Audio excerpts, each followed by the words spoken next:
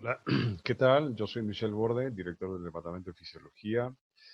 y en el marco de esta unidad curricular de neurociencia tendré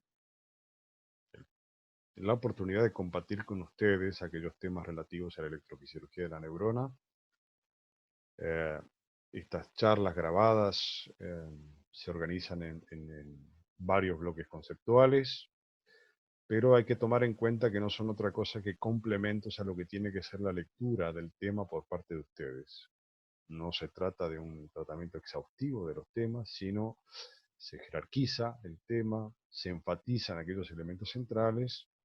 y se aborda en más detalle algún mecanismo que ha resultado particularmente dificultoso en otras oportunidades. Eh, Esto es simplemente a modo de repaso, tratando de ver aspectos fundamentales del funcionamiento del individuo, del ser humano, como unidad biológica,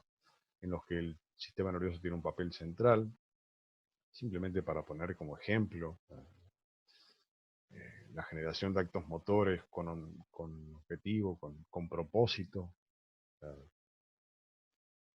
la generación de actos motores vinculados a la obtención de alimento, que tiene que ver con el papel del sistema nervioso en la regulación de aquellos parámetros o variables fundamentales de nuestro medio interno,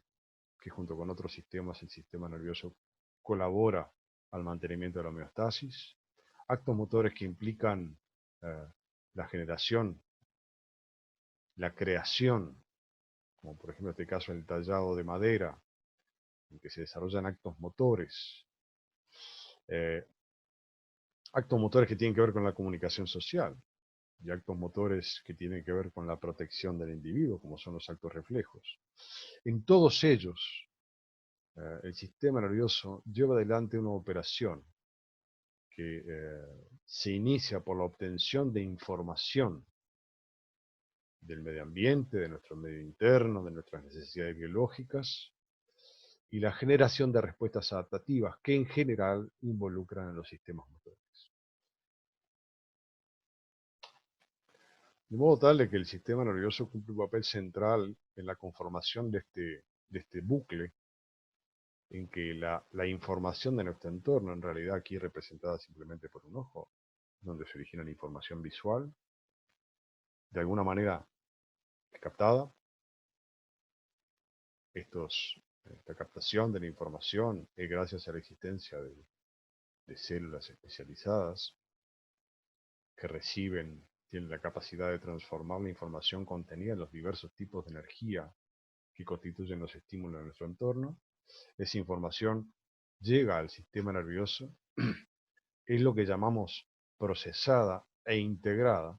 para la generación de respuestas adaptativas que en general involucran el acto motor o la musculatura esquelética. Este proceso de integración del individuo al medio o del individuo como una unidad biológica requiere de información obtenida de tanto del entorno como de nuestro medio interno, y esa información alcanza el sistema nervioso a través de lo que llamamos los sistemas sensoriales. Esa información tiene que tener un tipo de representación que admita su procesamiento y su interpretación a nivel del sistema nervioso. Y de ese procesamiento, de esa interpretación, resultan actos motores concretos, respuestas adaptativas, que implican actos motores fundamentalmente, pero también la participación de otros sistemas eferentes, como vamos a ver a lo largo del curso. En el esquema más primario, esta capacidad del sistema nervioso de mediar la organización de respuestas adaptativas en base a la obtención de información se representa esquemáticamente en este acto reflejo, acto motor sencillo, eh, relativamente, relativamente sencillo, como vamos a ver, en relación a otro tipo de conductas o respuestas adaptativas más complejas, en la que la información periférica se obtiene a través de receptores de la piel, en este caso un estímulo potencialmente dañino para el individuo, Esa información es transformada a nivel de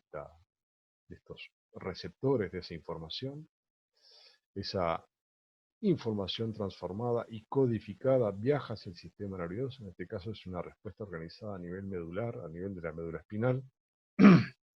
Y esa información genera una respuesta adaptativa que en este caso concreto implica la retirada de la mano del el estímulo potencialmente dañino. Nuevamente hacemos mención a ese bucle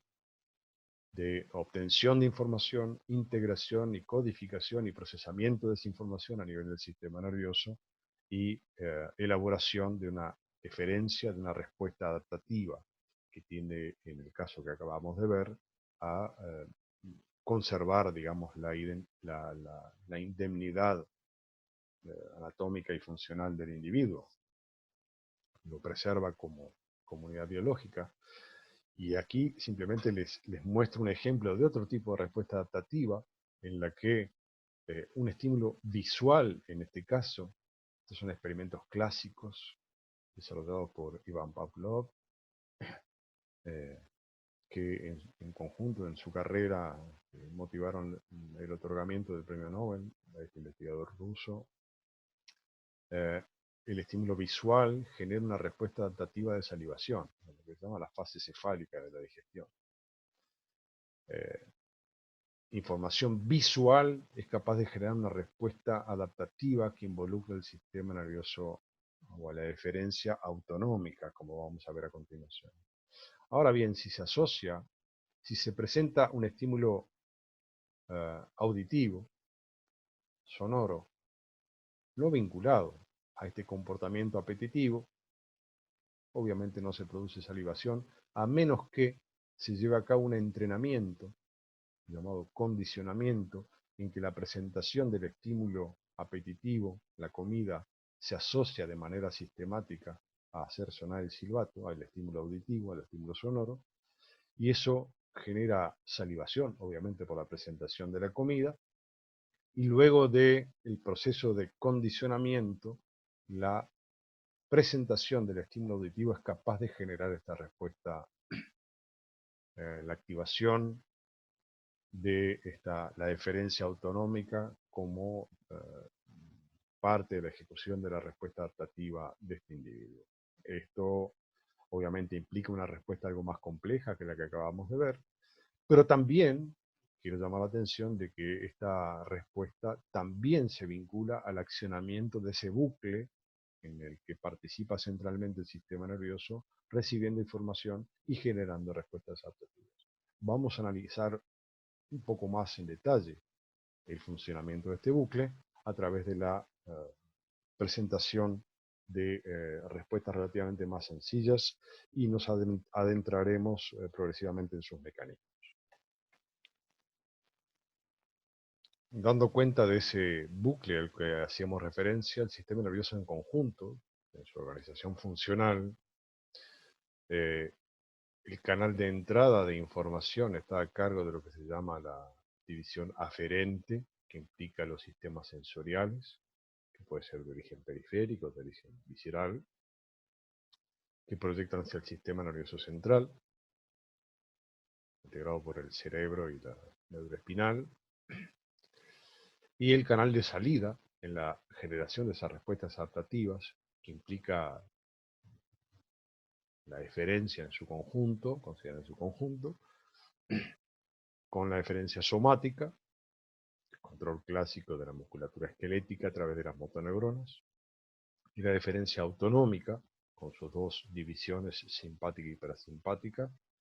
generando en general respuestas integradas. Las respuestas adaptativas suelen ser integradas. Y esta es la organización general del sistema que va a ser abordada de manera sistemática y detallada a lo largo del curso. El sistema nervioso está organizado a nivel macroscópico como un sistema nervioso central contenido dentro de las estructuras óseas, y el sistema nervioso periférico constituido por nervios que vinculan todas las estructuras del organismo. Y desde esta perspectiva, el sistema nervioso es capaz de controlar un conjunto muy amplio de efectores, que son aquellos que están bajo control de esta eh, división eferente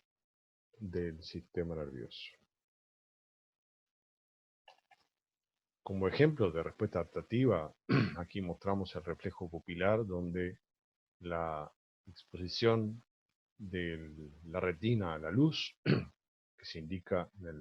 con el círculo amarillo que aparece debajo, genera un cambio en el diámetro pupilar. Ese cambio en el diámetro pupilar forma parte de los mecanismos que llamamos prereceptorial, de adecuación de los estímulos, a través de los cuales entra una determinada cantidad de luz a la retina, a los efectos de alcanzar niveles óptimos de estimulación de los fotorreceptores.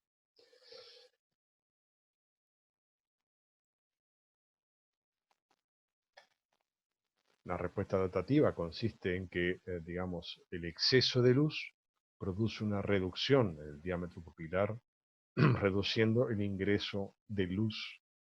hacia la retina, que se encuentra en el fondo del globo ocular, donde están presentes los fotorreceptores, encargados de transformar la información contenida en el estímulo luminoso en información manejable por el sistema nervioso. De modo tal de que, ante la aparición de la luz, se produce la contracción pupilar o miosis. Esta generación de respuestas adaptativas frente a estímulos del entorno no es obviamente patrimonio del ser humano. Todos los seres vivos tienen de alguna manera la capacidad de generar respuestas adaptativas. En el caso que presentamos aquí a la derecha, es una planta llamada mimosa púdica, donde la estimulación mecánica produce la contracción de determinadas estructuras o la modificación de la disposición de las hojas a los efectos de proteger aquel sector que encargado de la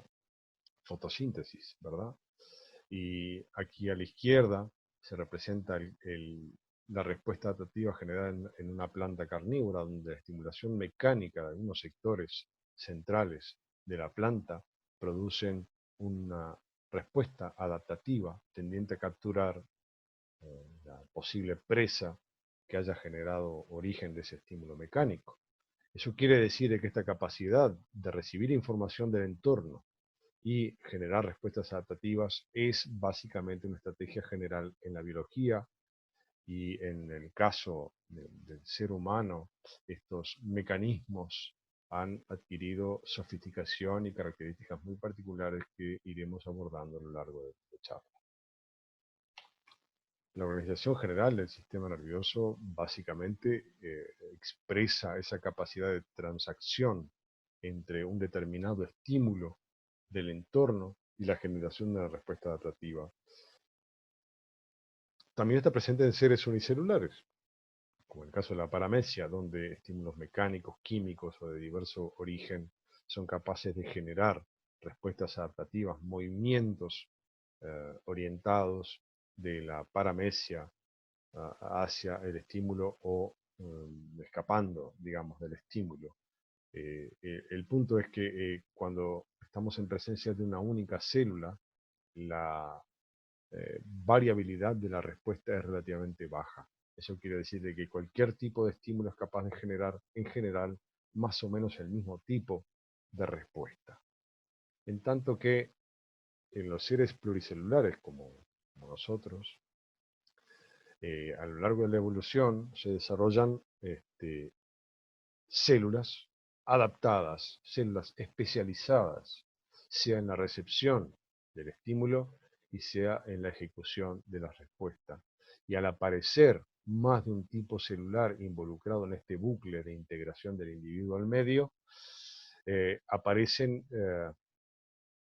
de alguna manera desafíos biológicos que la evolución ha logrado sortear o resolver. Por ejemplo, la conexión entre aquellas células que reciben, especializadas en la recepción del estímulo, y y las células que son encargadas de ejecutar la respuesta adaptativa. Estos contactos, a los cuales haremos referencia a lo largo del curso, para el caso de células como las que estamos abordando ahora, que son células excitables, que integran el sistema nervioso, o, los órganos efectores controlados por el sistema nervioso se llaman sinapsis, entendiendo por tal a todo contacto funcional entre dos células, de las cuales una por lo menos es de naturaleza neural.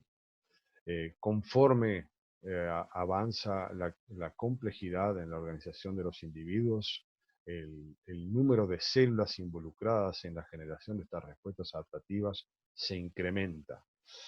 Al incrementarse el número de células, aparece células llamadas interneuronas, en el caso de que conecten dos neuronas, una especializada en la recepción de información y otra especializada en la organización de las respuestas adaptativas. Estas llamadas interneuronas le dan complejidad y variabilidad a la respuesta.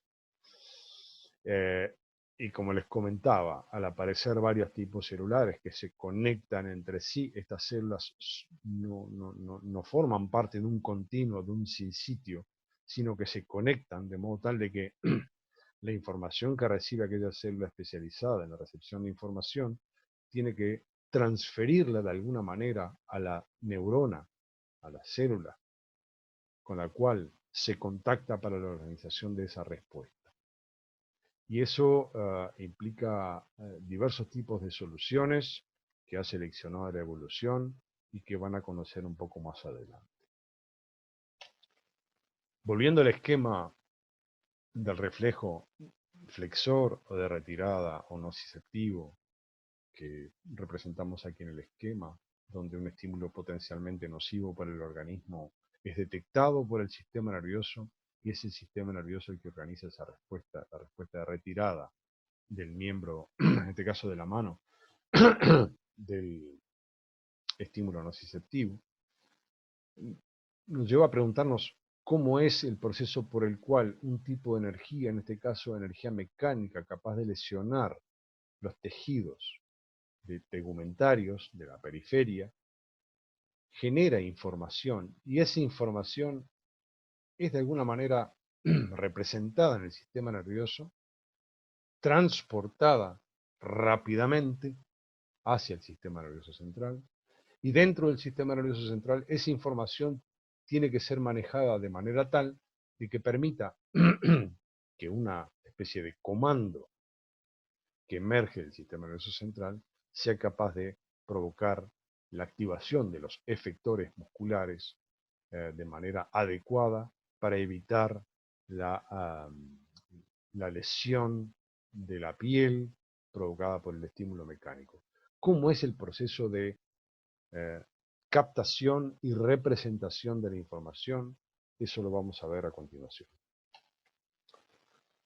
Para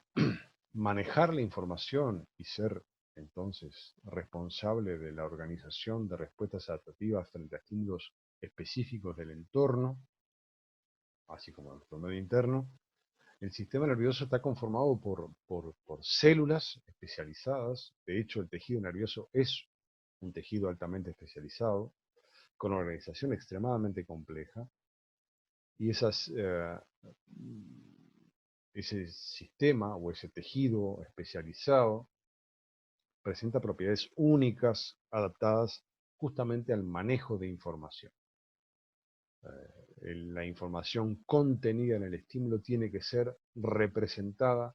de alguna manera en las células que forman parte de ese tejido, y ese tejido de alguna manera desarrolla dos propiedades fundamentales, o posee dos propiedades fundamentales que le permiten cumplir justamente con ese objetivo, que son la excitabilidad y la conectividad. La excitabilidad de las células que forman parte de ese tejido,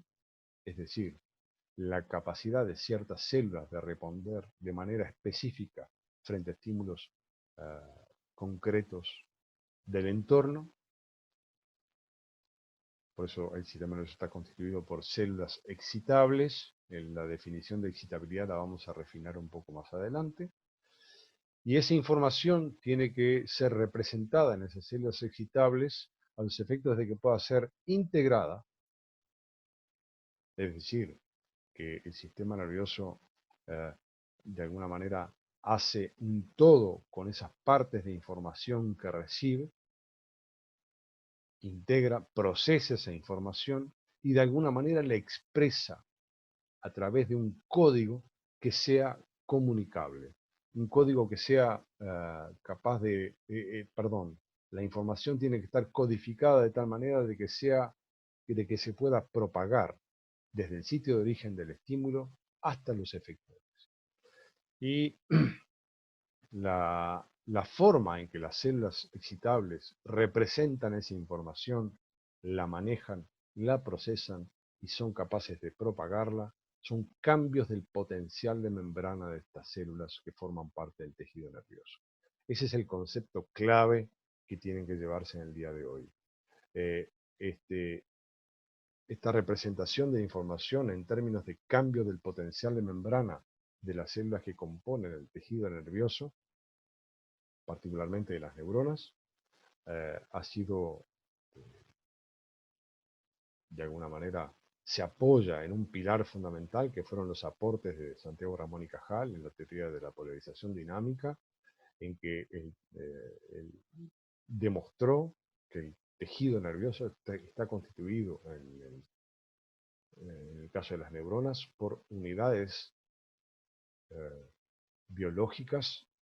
independientes, separadas una de otra, y encontró, de acuerdo a la estructura de estas neuronas, que existiría o proponía la existencia de un tránsito de esa información desde algún sector de la neurona hacia otro sector de la neurona, con que la neurona que recibe esa información la proyecta o la propaga o la transmite, mejor dicho, hacia otras neuronas de ese tejido nervioso a través de contactos sinápticos. Esa es la llamada teoría de la polarización dinámica, representada en este grabado que se encuentra a la izquierda. Y es así entonces que la información contenida en este cambio del potencial de membrana de esta parte de la neurona que llega hasta aquí,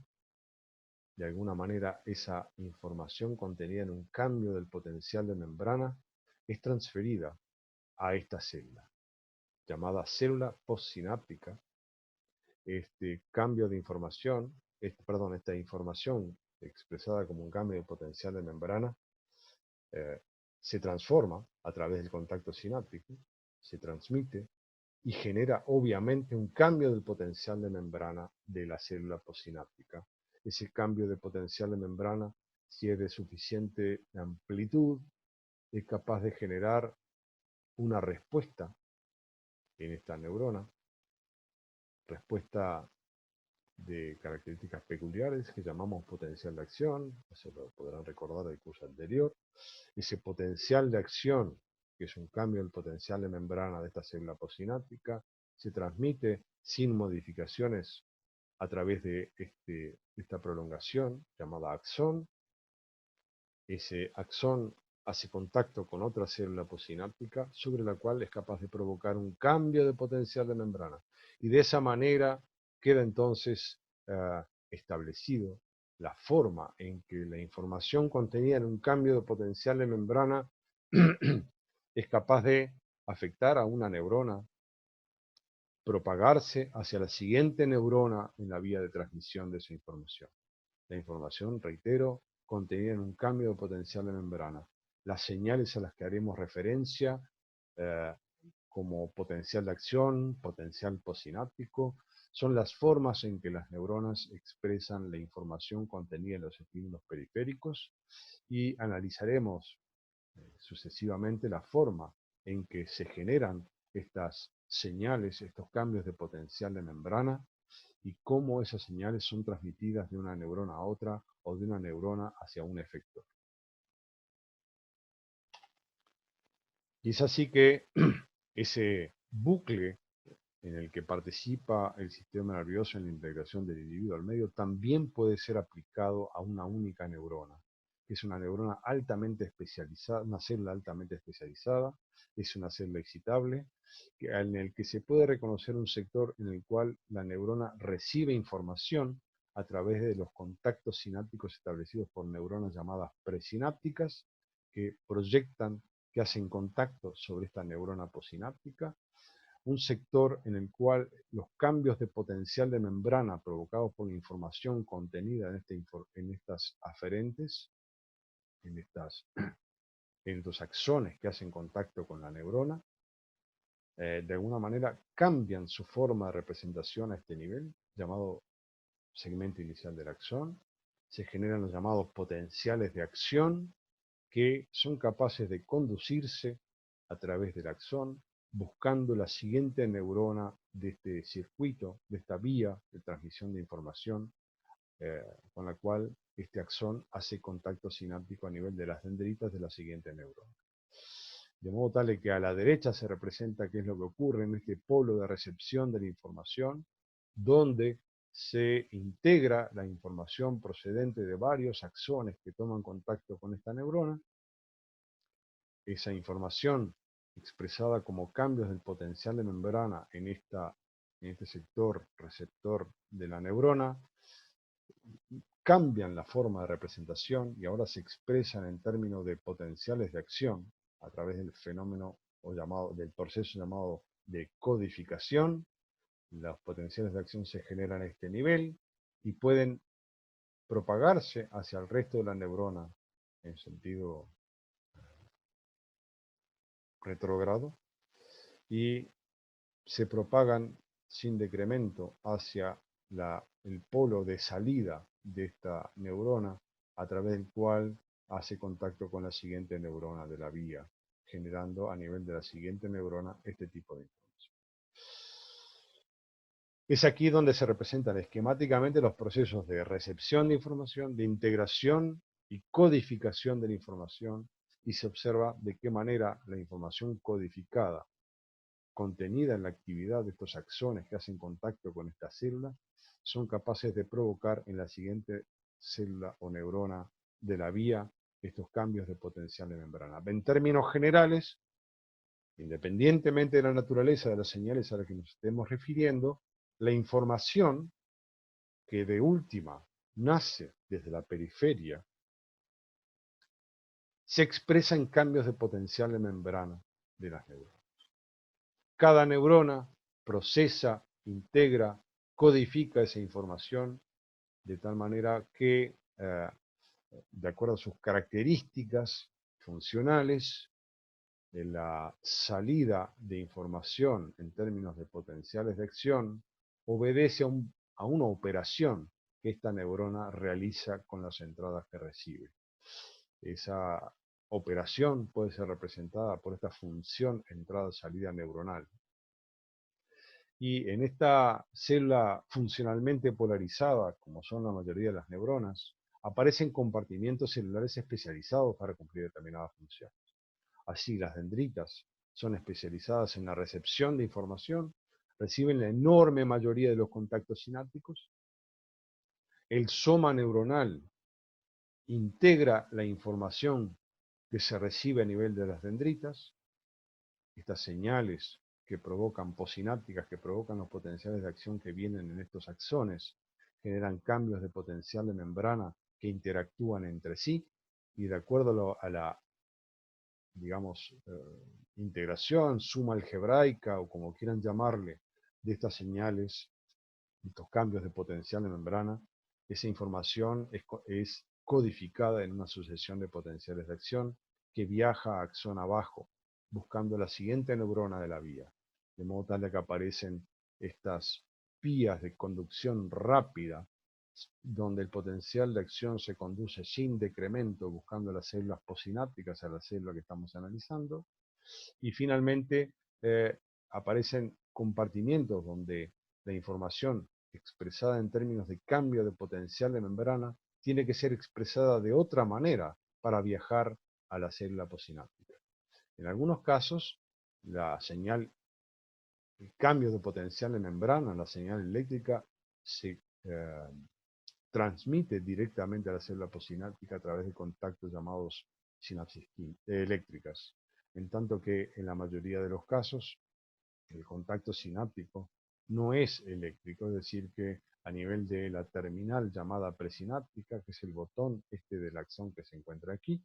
se produce un cambio en la portadora de la información, donde el cambio de potencial de membrana se transforma en un mensaje químico que difunde hacia la célula postsináptica, donde es nuevamente decodificado y transformado en un cambio de potencial de membrana. El axón es una estructura altamente especializada en la generación de señales bioeléctricas, como lo vamos a ver a continuación. Y aquí debajo se representa esquemáticamente esta transmisión de información, donde la célula en su polo receptor recibe información que produce cambios en su potencial de membrana. Estos cambios son integrados a nivel del soma, del sector somatodendrítico de la neurona, y codificados en términos de potenciales de acción que viajan, en este caso de manera saltando de un sector hacia el otro del axón para ganar en velocidad, buscando la célula postsináptica, la siguiente célula del circuito del cual forma parte esta neurona.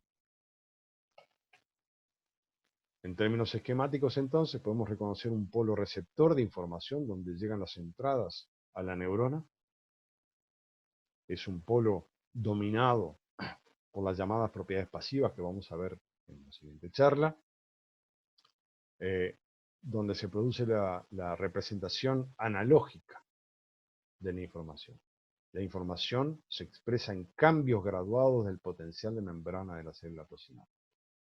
Y un polo de salida de la neurona,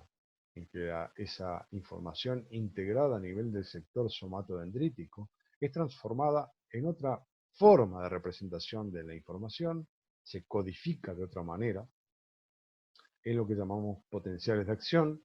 en este polo de salida especializado en la generación y conducción de potenciales de acción, que utiliza una forma de código digital. De acuerdo a la información recibida, habrá o no habrá potencial de acción que aparece como una unidad de representación de la información. De manera esquemática, en el polo receptor de la neurona,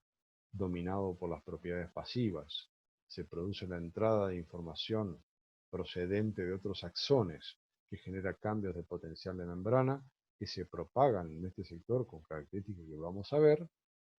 y a nivel del segmento inicial del axón se decide si esa información es capaz de generar o no un potencial de acción que se genera a este nivel y se propaga sin decrementos, sin modificaciones a lo largo del otro axón, a lo largo del axón, buscando el polo de salida de la información para ser transmitida a la siguiente neurona de la vía.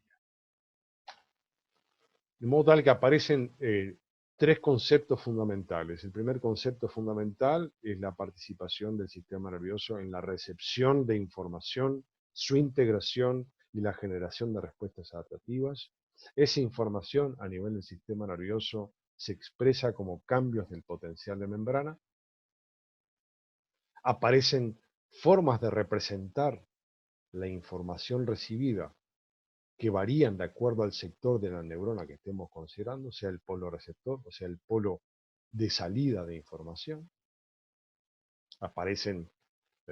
conceptos tales como de potenciales postsinápticos, cambios de potencial de la neurona postsináptica en respuesta a la entrada de información a través de sinapsis, y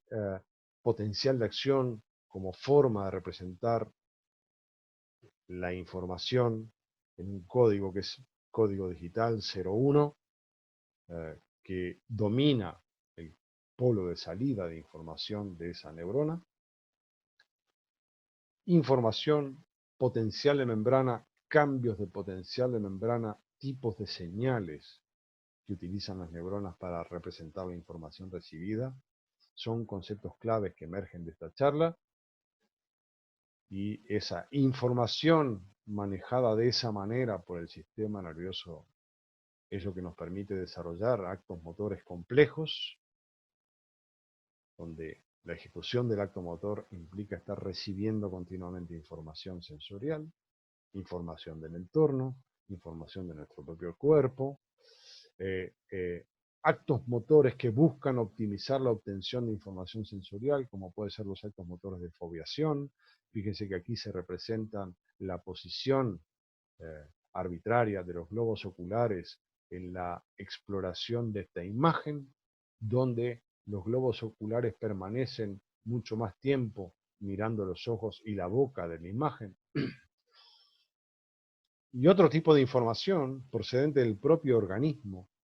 donde variables del medio interno son uh, controladas, son monitorizadas por receptores específicos que dan origen a la llamada interocepción, y esos receptores específicos informan acerca del estado de estas variables controladas por nuestros sistemas homeostáticos, y esa información es integrada, codificada por el sistema nervioso, y de alguna manera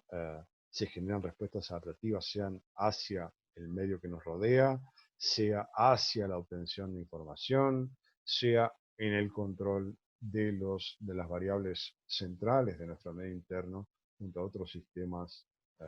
como vamos a ver a lo largo del curso.